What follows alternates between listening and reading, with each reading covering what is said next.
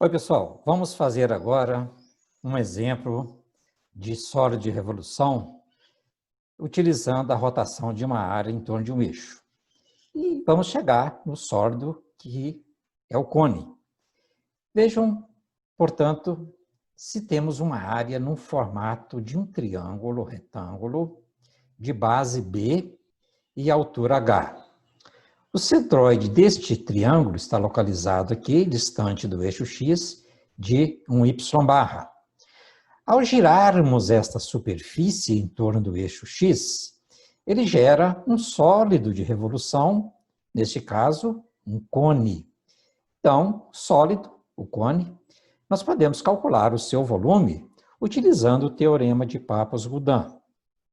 Sabemos que pelo teorema, o segundo teorema de Pappos-Gudin, que o volume é igual ao caminho percorrido pelo centroide durante a geração do sólido, vezes a área que gerou o sólido.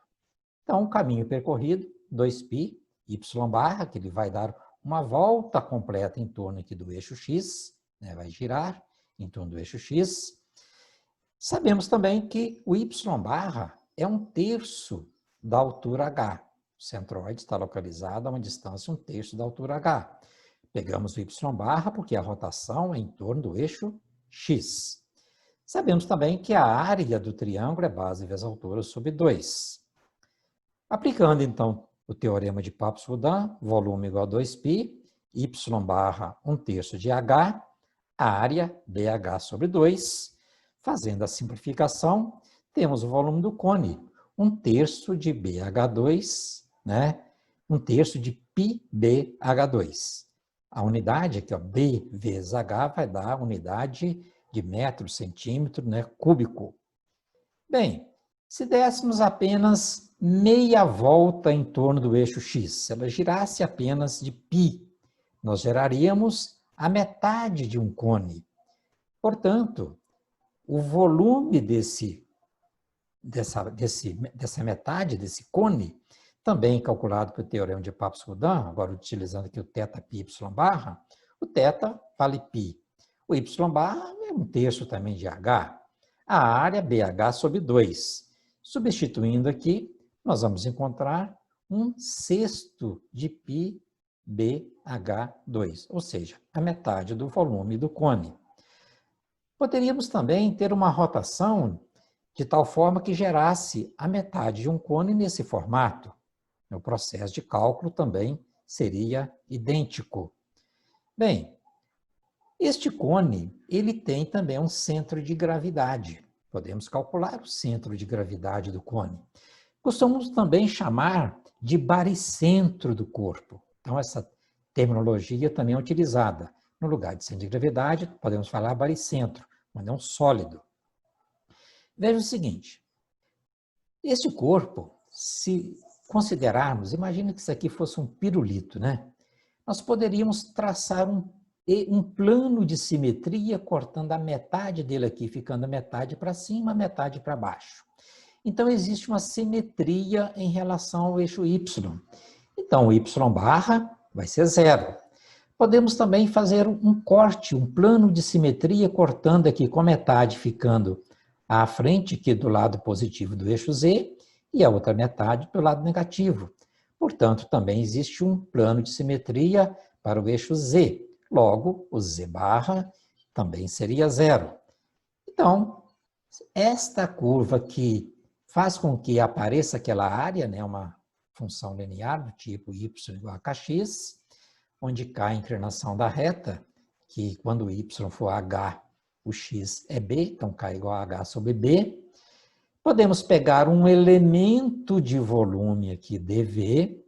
Este elemento de volume é um disco que tem uma espessura dx e tem um raio y, Tem um raio y, que é vertical aqui, considerando o y.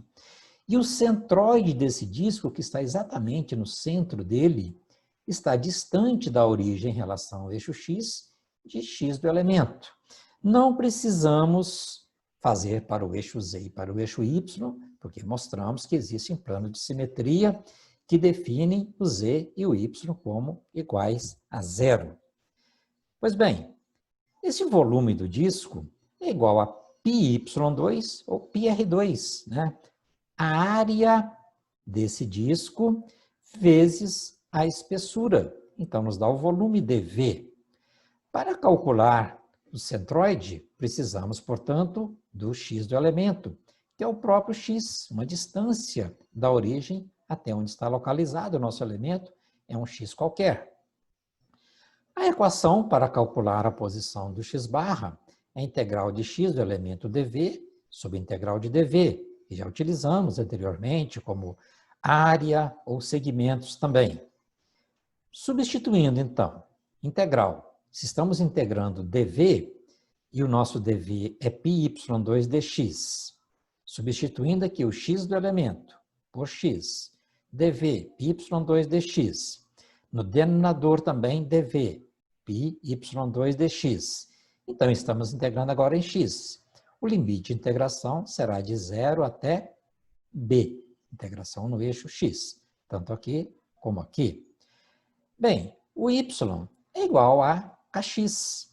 Então, substituindo o y por kx, não precisamos substituir aqui a constante h sobre b, porque aqui vai dar k ao quadrado, aqui também no denominador k ao quadrado, eles vão sair da integral, como também o π, né? E vamos poder simplificar o π com π, o k ao quadrado com k ao quadrado.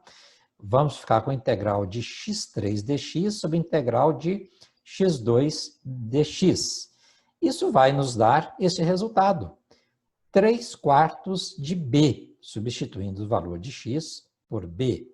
Façam essa integral. É bastante simples e vocês vão encontrar este resultado. Portanto, desta forma, calculamos o centroide do cone, o baricentro do cone, a localização do centro de gravidade do cone. Vejam que ele tem coordenadas z barra igual a 0, y barra igual a 0 e x igual a 3/4 de b. Este é um exemplo, né, de aplicação do teorema de Papst-Coulomb e, posteriormente, o cálculo do centro de gravidade.